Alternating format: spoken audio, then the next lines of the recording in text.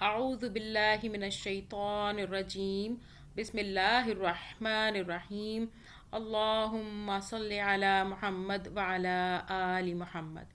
آج ہم سورہ البقرہ کی آیت نمبر 29 سے آنورڈز پڑھیں گے انشاءاللہ تعالی، اور ہماری کوشش ہوگی کہ ہم 2 سال کے اندر قرآن پاک کو تجوید اور ترجمے کے ساتھ کمپلیٹ پڑھ لیں انشاءاللہ تعالی، ہماری پوری کوشش ہوگی۔ اور ہمارے چینل کو سبسکرائب کر لیں، پریس آل بٹن پہ کلک کریں تاکہ ہماری تمام ویڈیو کی اپڈیٹس آپ تک پہنچتی رہیں۔ زیادہ سے زیادہ شیئر کریں، صدقہ جاریہ سمجھ کے، اللہ تعالیٰ قبول فرمائے انشاءاللہ تعالیٰ۔ اور آن لائن پڑھنا چاہتے ہیں تو ڈسکرپشن میں نمبر موجود ہوگا، وہاں سے رابطہ کر سکتے ہیں۔ شروع کرتے ہیں۔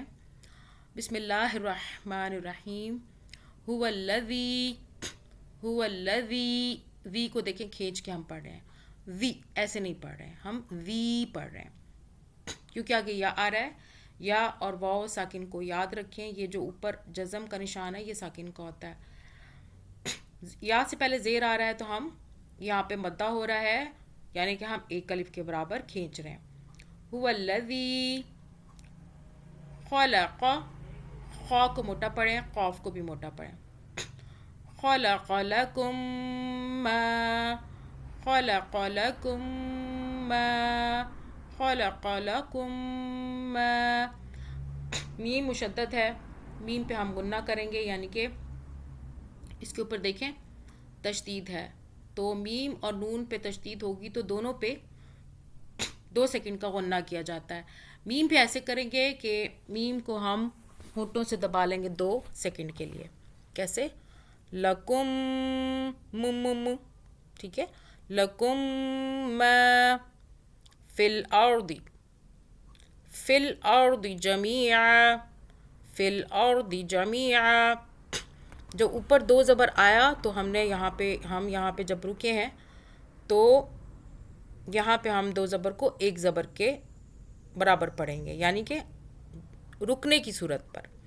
اگر نہیں رکیں گے تو جمیعاً پڑھیں گے، جمیعا۔ آگے چلیں۔ ثم استوى، اب پھر میم مشدد آیا۔ ہر مشدد والے حرف کی آواز 2 مرتبہ بنتی ہے، لیکن میم اور نون مشدد کا قاعدہ یہ ہوگا کہ 2 مرتبہ آواز بھی بنے گی، اور یہاں پہ ہم میم مشدد پر، یعنی کہ یہ جو تشدید ہے WC، یہاں پہ 2 سیکنڈ کے لیے میم کو منہ میں رکھیں گے، غنہ کریں گے، ناک سے آواز آئے گی۔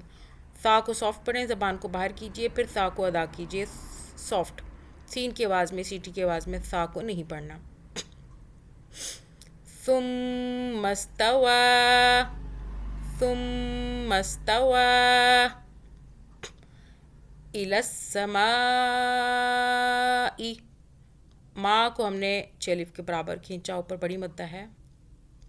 إلى السماء فسواهن، فسواهن۔ اب دیکھیں فسوا، وا کو کھینچا، اوپر کھڑا زبر ہے، ہن یہ نون مشدد آ رہا ہے۔ آپ سب سے بار بار کہا جاتا ہے نون مشدد میم مشدد کو یاد رکھیں۔ یہاں پہ ہم 2 سیکنڈ کا غنہ کریں گے۔ فسواہن، نون کو ناک سے 2 سیکنڈ۔ فسواہن سبع سماوات، سبع سماوات، سبع سماوات۔ با پہ ہم نے قلقلہ کیا، سما وا دونوں کو کھینچا، تی، اور 2 زیر کو ہم نے 1/3 ادا کیا، یعنی کہ 3 ہم نے نہیں پڑھا کیونکہ ہم نے یہاں پہ سٹاپ کیا۔ 1/3 زیر کا 1/3 حصہ ادا کریں گے، کیسے؟ تی تی تی، سماواتی۔ آگے چلیں۔ وَهُوَ بِكُلِّ، وَهُوَ بِكُلِّ، وَهُوَ بِكُلِّ، وا کو نہیں کھینچنا، وَهُوَ بِكُلِّ شَيْءٍ عَلِيمٌ، وَهُوَ بِكُلِّ شَيْءٍ عَلِيمٌ، وَهُوَ بِكُلِّ شَيْءٍ عَلِيمٌ۔ ترجمہ کر لیتے ہیں۔ It is he who created for you all of that which is on the earth, Then he directed himself to the heaven, his being above all creation, and made them 7 heavens, and he is knowing of all things. پیارے اللہ تعالیٰ فرماتے ہیں وہی تو ہے جس نے تمہارے لیے زمین کی ساری چیزیں پیدا کی، پھر اوپر کی طرف توجہ فرمائی اور 7 آسمان استوار کیے، اور وہ ہر چیز کا علم رکھنے والا ہے۔ یعنی 7 آسمانوں کی حقیقت کیا ہے، اس کا تعین مشکل ہے۔ انسان ہر زمانے میں آسمان یا پھر دیگر ماورائے زمین کے متعلق اپنے مشاہدات یا پھر قیاسات کے مطابق مختلف تصورات قائم کرتا رہتا ہے، یعنی کہ جو برابر بدلتے رہتے ہیں، لہٰذا ان میں سے کسی تصور کا بنیاد قرار دے کر قرآن کے ان الفاظ کا مفہوم متعین کرنا صحیح نہ ہوگا۔ بس مجملاً اتنا سمجھ لینا چاہیے کہ یا تو اس سے مراد یہ ہے کہ زمین سے ماورا جس قدر کائنات ہے اسے اللہ نے 7 محکم طبقوں میں تقسیم کر رکھا ہے، یا یہ کہ زمین اس کائنات کے جس حلقے میں واقع ہے وہ 7 طبقوں پر مشتمل ہے۔ اچھا، اس فرقے میں 2 اہم حقیقتوں پر متنبہ فرمایا گیا، غور سے سنیے گا۔ ایک یہ کہ تم اس خدا کے مقابلے میں کفر و بغاوت کا رویہ اختیار کرنے کی جرت کیسے کرتے ہو، یعنی تم اس خدا کے مقابلے میں کفر و بغاوت کا رویہ اختیار کرنے کی جرت کیسے کرتے ہو جو تمہاری تمام حرکات سے باخبر ہے۔ اللہ ہماری تمام حرکات سے باخبر ہے، جس نے تمہاری کوئی حرکت چھپی نہیں رہ سکتی، جس سے تمہاری کوئی حرکت چھپی نہیں رہ سکتی۔ دوسرا یہ کہ جو خدا تمام حقائق کا علم رکھتا ہے، جو در حقیقت علم کا سرچشمہ ہے، اس سے منہ موڑ کر بجز اس کے کہ تم جہالت کی تاریکیوں میں بھٹکو، اور کیا نتیجہ نکل سکتا ہے اگر اللہ سے منہ موڑ لیا جائے تو کیا نتیجہ نکل سکتا ہے جب اس کے سوا علم کا اور کوئی منبع ہی نہیں ہے، اللہ کے سوا کوئی منبع ہی نہیں ہے، جب اس کے سوا اور کہیں سے وہ روشنی نہیں مل سکتی جس میں تم اپنی زندگی کا راستہ صاف دیکھ سکو، تو آخر اس سے روح گردانی کرنے میں کیا فائدہ تم نے دیکھا ہے۔ آگے آیت نمبر 30 پڑھتے ہیں۔ وَإِذْ قَالَ ذال کو سافٹ پڑھنا ہے، زبان کو باہر کیجیے، ادا ہو جائے گا۔ رَبُّكَ لِلْمَلَائِكَةِ، اور را کو موٹا پڑھیں، رَبُّكَ لِلْمَلَائِكَةِ، پھر پڑھ لیں رَبُّكَ لِلْمَلَائِكَةِ، رَبُّكَ لِلْمَلَائِكَةِ إِنِّي، یہ نون مشدد آ رہا ہے، پھر آپ کو بتا رہے ہیں کہ نون اور میم مشدد کو یاد رکھیں، دونوں پہ غنہ ہوتا ہے، 2 مرتبہ آوازیں بھی ہوتی ہیں، اوپر تشدید ہے، اس کی وجہ سے ہر حرف کی آواز جس کے اوپر تشدید ہو 2 مرتبہ ہوتی ہے، لیکن غنہ صرف نون اور میم پہ کریں گے تشدید کی وجہ سے، 2 سیکنڈ کے لیے ہولڈ کریں گے، جیسا کہ کچھ دیر کے لیے رکھا ناک میں، انی، آگے چلیں، جاعلن فی الارض، یہاں پہ جاعلن ہم نے لن نہیں کیا، دیکھیں یہاں پہ نون آ رہا ہے ساکن، تو یہ اخفاء کا قاعدہ ہے، آگے فا ہے اخفاء کا قاعدہ، یعنی کہ فا کا حرف ہے، تو اس لیے ہم کیا کریں گے، اس میں چھپا ہوا 2 پیش میں چھپا ہوا نون ساکن موجود ہے، ہم نون کو چھپا کے پڑھیں گے، کیسے، جاعلن ہے نا، تو چھپائیں گے کیسے، جاعلن، یعنی کہ زبان اوپر تالو سے ٹچ نہیں ہونی چاہیے، جہاں پہ ہے وہیں رکھیں، جاعلن فی الارض، عین کو حلق سے پڑھیں، فی الارض خلیفۃ، فی الارض خلیفۃ، اب یہاں پہ دیکھیں تا 2 زبر تن ہے، تا 2 زبر تن ہے، ٹھیک ہے، تو تو یہاں کیسے پڑھیں گے؟ خلیفہ، خلیفہ، اسٹاپ کیا، خلیفہ. آگے چلیں. قالو، قالو، 3 الف کے برابر، لام واو پیش، لو ہم نے کھینچا.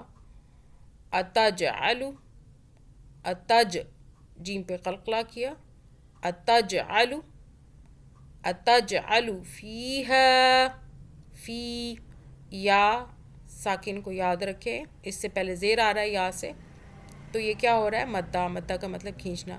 فیہا. آگے چلیں. مئی، مئی، مئی، میم اور یا کو ہم نے کیسے پڑھا؟ میم اور یا کو ہم نے ملایا، یا کی 2 مرتبہ آواز بنانی ہے پچھلے میم سے، پھر اوپر پیش کے ساتھ.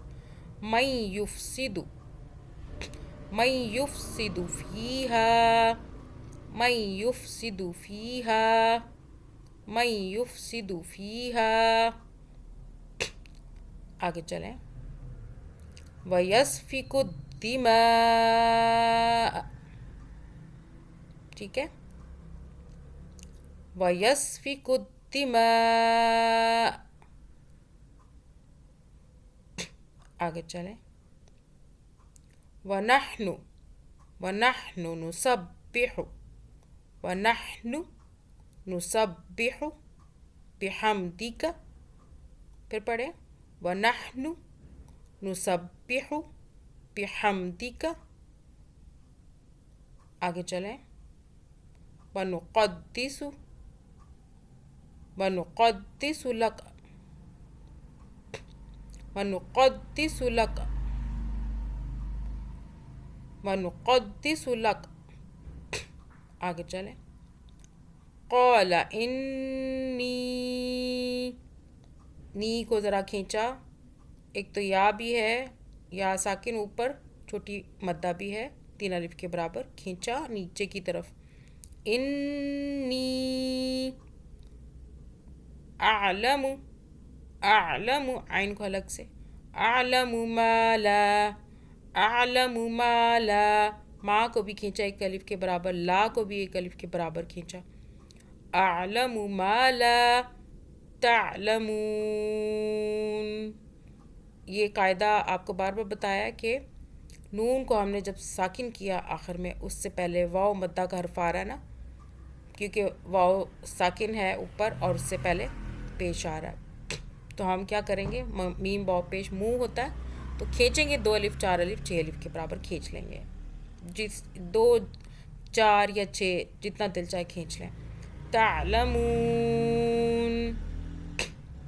ترجمہ کرتے ہیں. And mention, O Muhammad, when your Lord said to the angels, Indeed, I will make upon the earth a successive authority. They said, Will you place upon it one who causes corruption therein and sheds blood? While we exalt you with praise and declare your perfection. He, Allah said, Indeed, I know that which you don't know. ترجمہ کرتے ہیں. اللہ تعالیٰ فرماتے ہیں، آیت number 30 ہے سورہ البقرہ کا، اور اس میں ترجمہ ہے. اللہ فرماتے ہیں، پھر ذرا اس وقت کا تصور کرو جب تمہارے رب نے فرشتوں سے کہا تھا کہ میں زمین میں ایک خلیفہ بنانے والا ہوں. غور سے سنیے گا. انہوں نے عرض کیا، کیا آپ، فرشتوں نے، کیا آپ زمین میں کسی ایسے کو مقرر کرنے والے ہیں جو اس کے انتظام کو بگاڑ دے گا اور خون ریزیاں کرے گا؟ آپ کی حمد و ثنا کے ساتھ تسبیح اور آپ کے لیے تقدیس تو ہم کر ہی رہے ہیں. فرمایا، میں جانتا ہوں جو کچھ تم نہیں جانتے. اللہ نے فرمایا، میں جانتا ہوں جو کچھ تم نہیں جانتے. اوپر کے رکوع میں بندگی رب کی دعوت اس بنیاد پر دی گئی تھی کہ وہ تمہارا خالق ہے، پروردگار ہے، اسی کے قبضے قدرت میں تمہاری زندگی و موت ہے، اور جس کائنات میں تم رہتے ہو اس کا مالک و مدبر وہی ہے، لہٰذا اس کی بندگی کے سوا تمہارے لیے اور کوئی دوسرا طریقہ صحیح نہیں ہو سکتا. اللہ کی بندگی کے علاوہ تمہارے لیے کوئی دوسرا طریقہ صحیح نہیں ہو سکتا۔ اب اس رکوع میں وہی دعوت اس بنیاد پر دی جا رہی ہے کہ اس دنیا میں تم کو خدا نے اپنا خلیفہ بنایا ہے۔ خلیفہ ہونے کی حیثیت سے تمہارا فرض صرف اتنا ہی نہیں ہے کہ اس کی بندگی کرو، بلکہ یہ بھی ہے کہ اس کی بھیجی ہوئی ہدایت کے مطابق کام کرو۔ اگر تم نے ایسا نہ کیا اور اپنے ازلی دشمن شیطان کے اشاروں پر چلے تو بدترین بغاوت کے مجرم ہوگے اور بدترین انجام دیکھو گے۔ اس سلسلے میں انسان کی حقیقت اور کائنات میں اس کی حیثیت ٹھیک ٹھیک بیان کر دی گئی ہے، اور نوع انسانی کی تاریخ کا وہ باب پیش کیا گیا ہے نوع انسانی کی تاریخ کا وہ باب پیش کیا گیا ہے جس کے معلوم ہونے کا کوئی دوسرا ذریعہ انسان کو میسر نہیں ہے۔ اس باب میں جو اہم نتائج حاصل ہوتے ہیں وہ ان نتائج سے بہت زیادہ قیمتی ہیں جو زمین کی تہوں سے متفرق ہڈیاں نکال کر اور انہیں قیاس و تخمین سے ربط دے کر آدمی اخذ کرنے کی کوشش کرتا ہے۔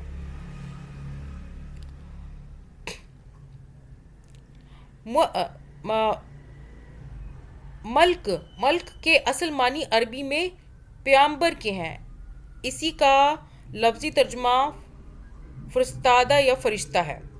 غور سے سنیے گا، یہ محض مجرد قوتیں نہیں ہیں جو تشخص نہ رکھتی ہوں، بلکہ یہ شخصیت رکھنے والی ہستیاں ہیں جن سے اللہ اپنی اس عظیم الشان سلطنت کی تدبیر و انتظام میں کام لیتا ہے۔ یوں سمجھنا چاہیے کہ یہ سلطنت الہی کے اہلکار ہیں جو اللہ کے احکام کو نافذ کرتے ہیں۔ جاہل لوگ انہی غلطی سے خدائی میں حصہ دار سمجھ بیٹھے اور بعض نے انہیں خدا کا رشتہ دار سمجھا اور ان کو دیوتا بنا کر ان کی پرستش شروع کر دی۔ یعنی کہ یہ جو فرشتے ہیں یہ اللہ تعالیٰ نے ان کو، یہ اللہ کے حکم سے تمام دنیا کے کام سر انجام دیتے ہیں، اللہ کے حکم سے دیتے ہیں۔ لیکن یہاں پہ بات یہ ہو رہی ہے کہ یہ سمجھنا چاہیے کہ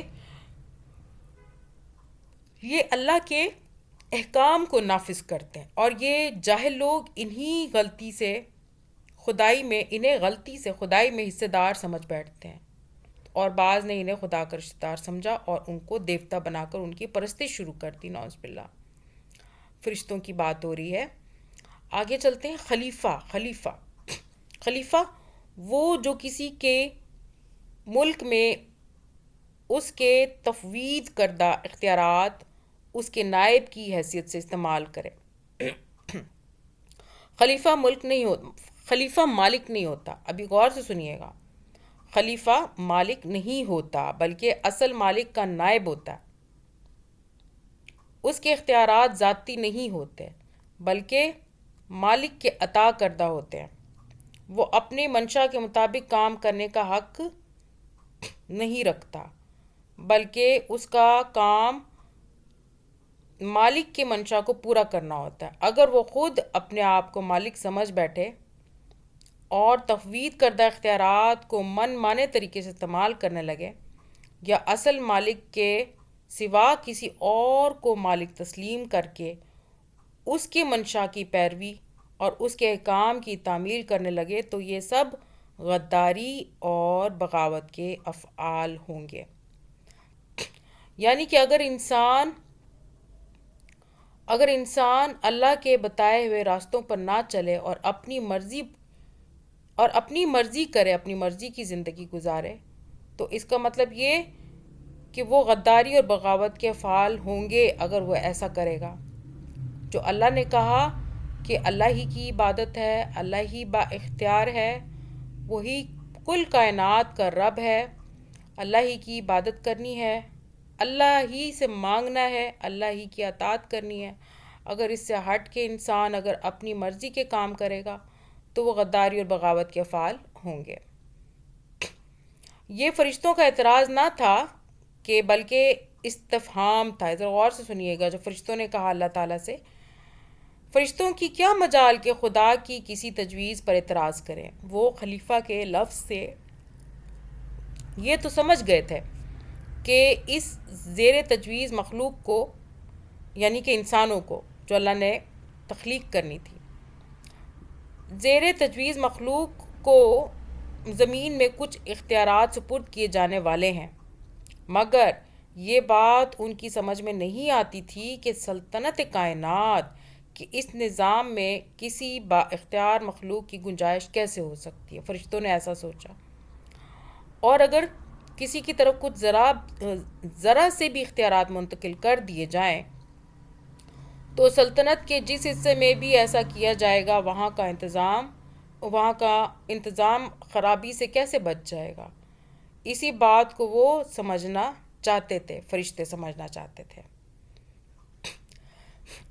اس فکرے میں فرشتوں کا مدعا یہ نہ تھا کہ خلافت ہمیں دی جائے۔ فرشتے ایسا نہیں چاہتے تھے کہ خلافت ہمیں دی جائے، ہم اس کے مستحق ہیں، ایسا بھی نہیں چاہتے تھے فرشتے، بلکہ ان کا مطلب یہ تھا کہ حضور کے فرامین کی تعمیل ہو رہی ہے، آپ کے احکام بجا لانے میں ہم پوری طرح سرگرم ہیں۔ اللہ کے احکام بجا لانے میں فرشتوں نے کہا ہم پوری طرح سرگرم ہیں۔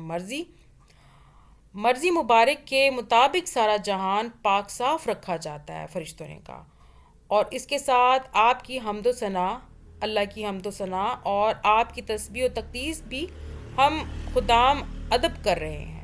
فرشتوں نے کہا اب کمی کس چیز کی ہے کہ اس کے لیے ایک خلیفہ کی ضرورت ہو، ہم اس کی مصلحت نہیں سمجھ سکتے۔ تسبیح کا لفظ ذو معنین ہے، اس کے معنی پاکی بیان کرنے کے ہیں، پاکی بیان کرنے کے بھی ہیں، اور سرگرمی کے ساتھ کام اور انعماق کے ساتھ سعی کرنے کے بھی ہیں۔ اس طرح تقدیس کے بھی دو معنی ہیں، ایک تقدیس کا اظہار و بیان، دوسرے پاک کرنا۔ اب دیکھیں کہ یہ فرشتوں کے دوسرے شبے کا جواب تھا، یعنی فرمایا کہ خلیفہ مقرر کرنے کی صورت و مصلحت میں جانتا ہوں، ٹھیک ہے نا۔ فرشتوں کے دوسرے شبے کا جواب تھا یہ جو ابھی ہم نے پڑھا، یعنی فرمایا کہ خلیفہ مقرر کرنے کی ضرورت و مصلحت میں جانتا ہوں، تم اسے نہیں سمجھ سکتے۔ اللہ نے فرمایا اپنی جن خدمات کا تم ذکر کر رہے ہو، اللہ نے فرمایا وہ کافی نہیں ہے، بلکہ ان سے بڑھ کر کچھ مطلب ہے۔ اسی لیے زمین میں ایک ایسی مخلوق پیدا کرنے کا ارادہ کیا گیا ہے جس کی طرف کچھ اختیارات منتقل کیے جائیں گے۔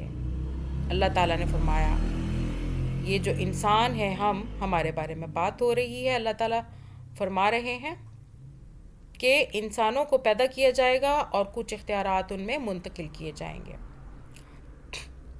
لہٰذا آگے چلتے ہیں، آیت نمبر 31 پڑھ لیتے ہیں۔ وَعَلَّمَ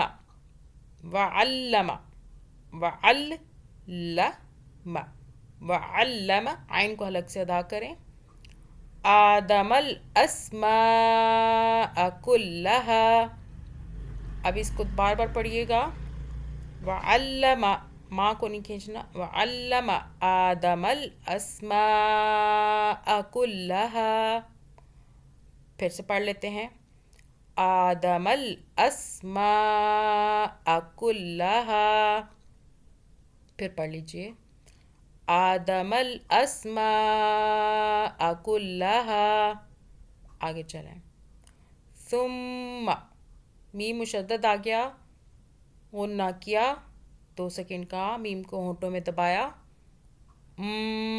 کچھ دیر کے لیے، سا کو سافٹ پڑھیں، ثم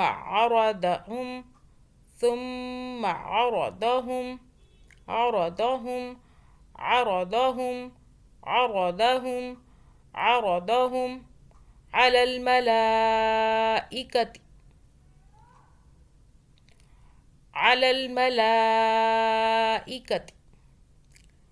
جو ہم نے یہ جو تی نیچے لکھا ہوا ہے یہاں پہ ہم نے سٹاپ کیا تو ایک زیر کو ہم نے 1/3 ادا کیا، تی نہیں کیا، کیسے کیا ہم نے؟ تی تی تی، ٹھیک ہے، علی الملائکۃ، آگے چلیں، فقال انبئونی. اب دیکھیں قو کو کھینچا، الف ایک ہے، ایک الف کے برابر، لا کو نہیں کھینچا. فقال قوف کو موٹا پڑے. یہ آگے دیکھیں میم ساکن کا قاعدہ. اس سے پہلے میم مشدد نون مشدد کے بارے میں کہا کہ یاد رکھیں جس پہ غنہ ہوتا ہے، میم مشدد جس کے اوپر تشدید ہوتی ہے. اب آ گیا ساکن والا میم جس کے اوپر چھوٹی سی دال بنی ہے، یہ میم ساکن کہلاتا ہے. جب بھی میم ساکن کے آگے با آئے تو یہاں پر میم کو ہم غنہ کریں گے 2 سیکنڈ کا. میم کو ہونٹوں میں دبا کے 2 سیکنڈ کے لیے. بیونی، او کو کھینچا، واو ساکن کا قاعدہ اور یا ساکن کا قاعدہ. دیکھ لیں واو سے پہلے پیش آیا تو کیا بنا، یہ مدہ ہوئی، کھینچا نا او. یا سے پہلے نون کے نیچے زیر ہے، یا سے پہلے زیر ہے تو ہم نے نی کھینچا، یہ بھی مدہ ہو رہی ہے. دونوں واو اور یا مدہ ہو رہے ہیں. بیونی بِأَسْمَاءِ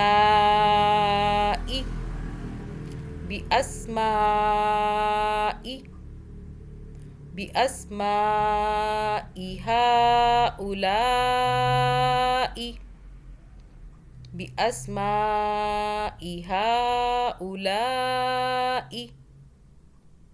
ٹھیک ہے، اب تک تو آپ کو پتہ چل ہی گیا ہوگا کہ بڑی مدہ کو کتنا کھینچنا، چھوٹی مدہ کو کتنا کھینچنا. آگے چلتے ہیں. آگے یہ نون ساکن کا قاعدہ اخفاء کا ہے. کاف آ رہا ہے نون ساکن کے آگے تو نون کو ہم چھپا کے پڑھیں گے، اخفاء کریں گے. یعنی کہ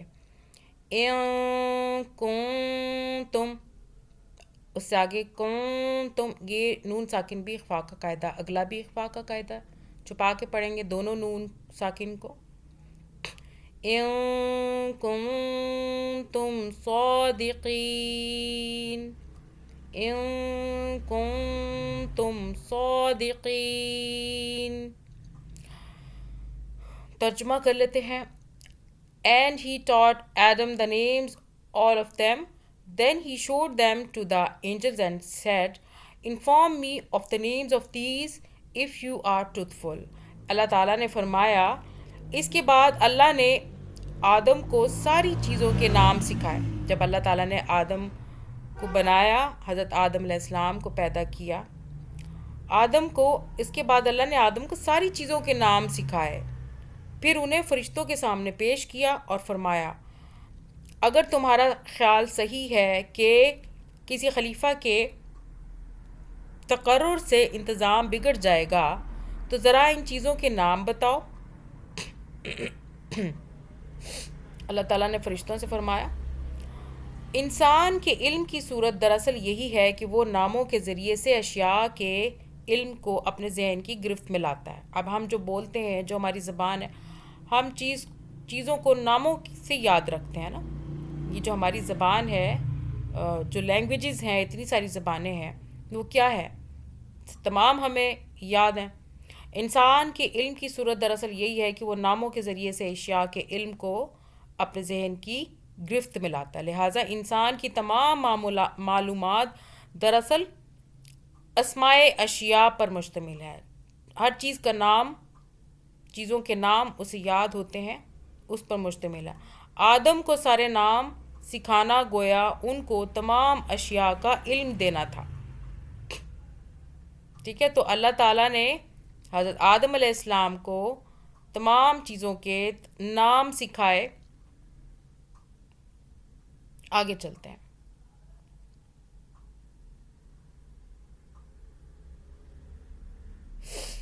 آیت نمبر 32 پڑھتے ہیں. قالوا سبحانک، قالوا سب با پہ قلقلہ کریں، ہا کو ایک الف کے برابر کھینچیں. قالوا سبحانک لا علم لنا، لا علم لنا الا ما علمتنا، الا ما علمتنا کہاں کہاں کھینچا جا رہا ہے پھر سے پڑھ لیتے ہیں. لا پیچھے سے پڑھتے ہیں. لا علم لنا علم لنا الا ما علمتنا. آگے چلیں. انک انت العلیم الحکیم. انک نون مشدد آیا, غنہ کیا 2 سیکنڈ کا. انک انت نون اخفا کا قاعدہ آیا, یہاں پہ نون ساکن ہے, اس کے آگے تا اخفا کا حرف ہے, اس لیے ہم نے نون ساکن پر اخفا کیا, یعنی کہ اس نون کو ہم نے چھپایا, زبان تالو سے نہیں لگنی چاہیے. انت العلیم الحکیم. انت العلیم الحکیم. ترجمہ کرتے ہیں. They said, Exalted are you, we have no knowledge except what you have taught us. Indeed, it is you who is the knowing, the wise. اب یہاں پہ آ رہا ہے باقی کہ انہوں نے عرض کیا نقص سے پاک تو آپ ہی کی ذات ہے. فرشتوں نے کہا کہ نقص سے پاک تو آپ ہی کی ذات ہے, ہم تو بس اتنا ہی علم رکھتے ہیں جتنا آپ نے ہم کو دے دیا. حقیقت میں سب کچھ جاننے والا اور سمجھنے والا آپ کے سوا کوئی نہیں.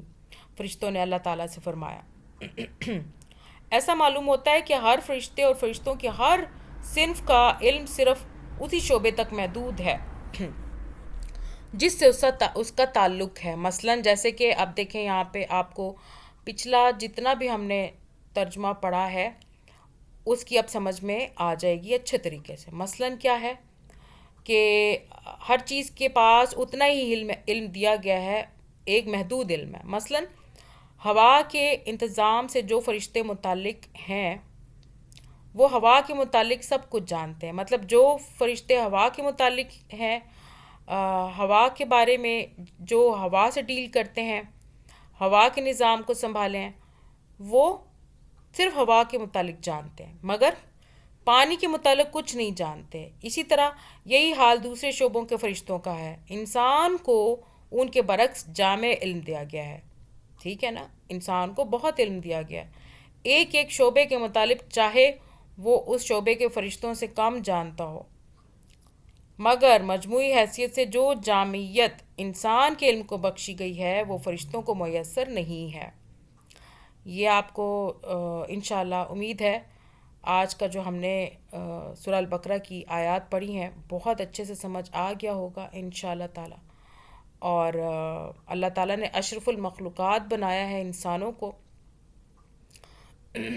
اور باقی فرشتوں کو صرف اتنا ہی علم ہے جتنا اللہ تعالیٰ نے ان کو جس چیز کے لیے دیا ہوا ہے. ہر فرشتے کے پاس, ہوا کے فرشتے کے پاس اتنا ہی ہے. جو آسمانوں کو جن فرشتوں نے آسمانوں کو سنبھالا ہوا ہے ان کے پاس اتنا ہی ہے. اسی طرح جو جس فرشتے کا جو کام ہے وہ اس سے زیادہ نہیں جانتا. تو انسان ہے, انسان کو بہت علم اللہ تعالیٰ نے دیا اور اشرف المخلوقات بنایا. تو آج کا سبق یہاں ہم نے کمپلیٹ کیا. انشاءاللہ تعالیٰ اگلا سبق ہم پڑھیں گے کل. جزاک اللہ خیرا کثیرا.